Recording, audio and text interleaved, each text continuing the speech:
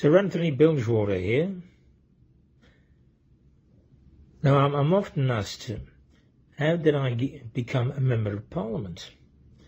Well, the story goes that I was walking along the street one day. I bumped into an old friend of mine.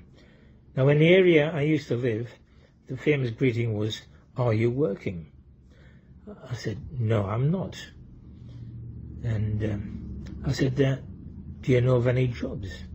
So the guy said, yes. He said, "I do." I said, "How much is it worth?" He said, "Oh, about £50,000.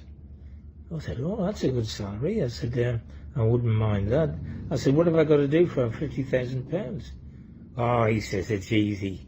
He said, "All you have to do is sit on your backside drinking tea all day and slagging people off." I said, "Well, you've come to the right fella here." I said, "If there's anything I can do really good, it's that.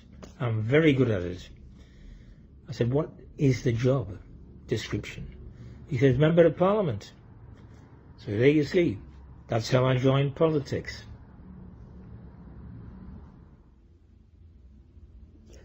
A militant unionist came home one afternoon, shouting and screaming at the top of his voice, "Strike while the iron is hot! Strike while the iron is hot!"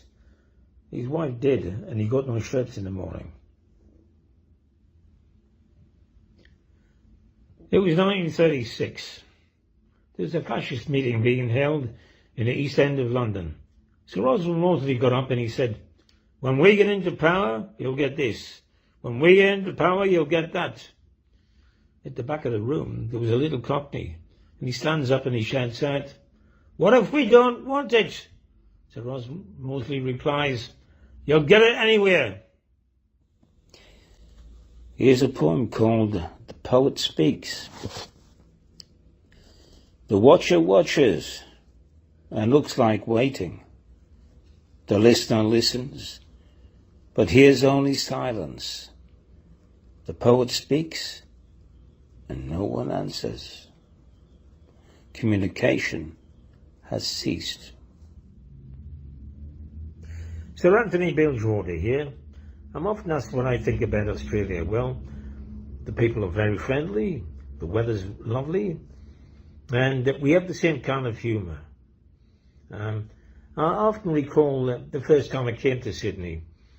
I was walking down the street, and in front of me I saw a young lady, absolutely, in tears, crying her eyes out, standing in front of a shop window.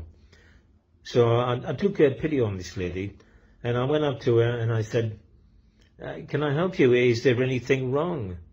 And she said, "Oh, it's my friend." I said, "Oh, what's happened to your friend?"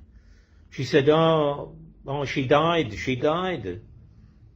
And I said, "Oh, that's terrible. What did she die of?"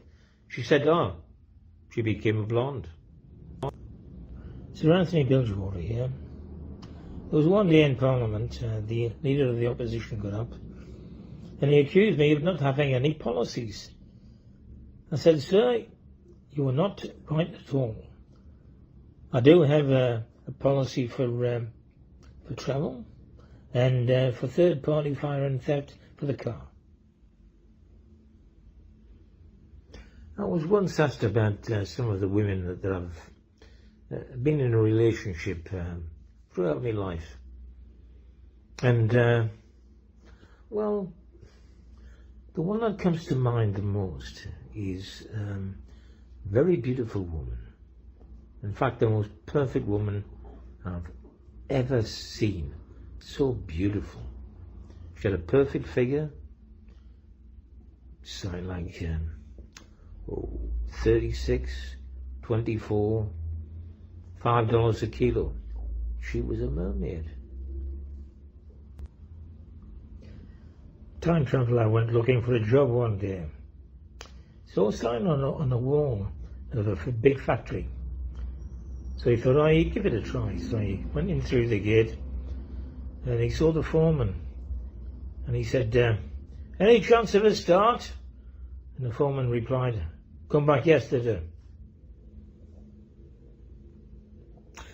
I came out of Parliament one day and When I got outside, there was a reporter waiting for me, as per usual. So she asked me, what is the definition of anger management? Because I know you've been involved in industrial relations. Well, I looked at her and I said, the boss throwing a tantrum.